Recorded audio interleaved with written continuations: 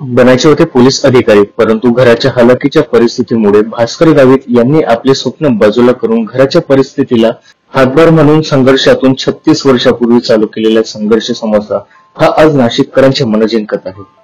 यांच्याकडे या ठिकाणी समोसा आणि मूंग भजी मिळत असतात. साधा आणि सिंपल समोसा असला तरी त्यांच्या चटणीने याची चवच काही वेगळी लागते. आज बघूया संघर्ष समोसा कसा सुरू झाला आहे ते.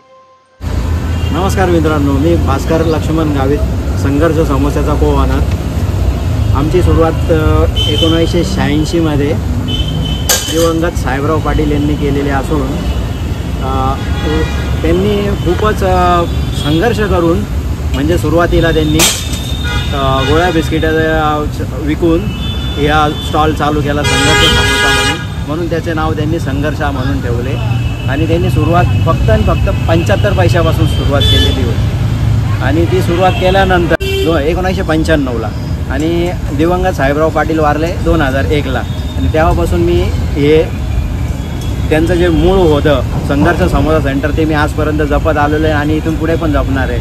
आणि मला नाशिककरांचं खूप भरभरून प्रेम मिळालेलं आहे आणि असंच प्रेम मला इथून पुढे मिळत राहावं अशी मी नाशिककरांकडनं अपेक्षा करतो. तसंच पूर्ण महाराष्ट्र आणि जवळजवळ मला जसं सोशल मीडिया आल्यापासनं UP, MP, दिल्ली, बिहार इकडचा पण कस्टमर मिळत गेलेला आहे.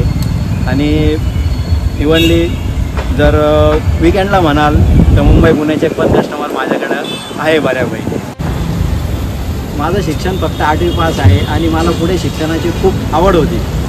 आणि आवड म्हणून मला एक मी मनाशी ध्येय ठेवलं तर 5वीत असताना तर मला IAS ऑफिसर व्हायचं आहे. पण घरच्या परिस्थितीमुळं मला पुढे शिक्षण घेता आलं नाही. त्याच्यामुळं मग मला हेच व्यवसाय कंटिन्यू करावा लागला. पण तरी पण एक IAS ऑफिसरचा म्हणजे एक साधारण सरकारी कर्मचाऱ्याच्या दर्जानुसार म्हणजे त्यांना जेवढं मान सन्मान मिळतो तेवढाच मला नाशिककरांनी आजपर्यंत दिलेला आहे. आणि त्यांच्या प्रेमामुळे मी असं समजतो की मी आज कुठेतरी काहीतरी व्यवस्थित बसलेला असे आहे माझं. आणि मी खूप याच्यात संतुष्ट आहे. कुठलाही फूड कलर न वापरता पूर्णपणे नॅचरल फूड देतो तुम्हाला मी. बटाटा चांगल्या प्रतीचा असतो, मिरची चांगल्या प्रतीची असते, लसूण आलं. याच्या व्यतिरिक्त मी कुठलाही हंपल मसाला म्हणजे तो जो तुम्हाला जड जाईल पचायला अशा प्रकारे म्हणजे जसं तुम्हाला झाले काळे मिरे झाले, धने झाले, मिरची पूड झाली, हा कुठलाही प्रकार वापरत नाही. आणि तशीच आमची मूग भजी ही पूर्णपणे 100% फक्त मूग डाळीचीच भजी बनवल्या जातात. मी इथे 1995ला दाजींना मदत म्हणून आलो होतो आणि कालांतराने त्यांचं निधन झाल्यानंतर हे बंद नाव व्हावं त्या हिशोबाने मी आणि नाशिककरांच्या प्रेमापोटी हे अजून आत्तापर्यंत चालू ठेवलेलं आहे.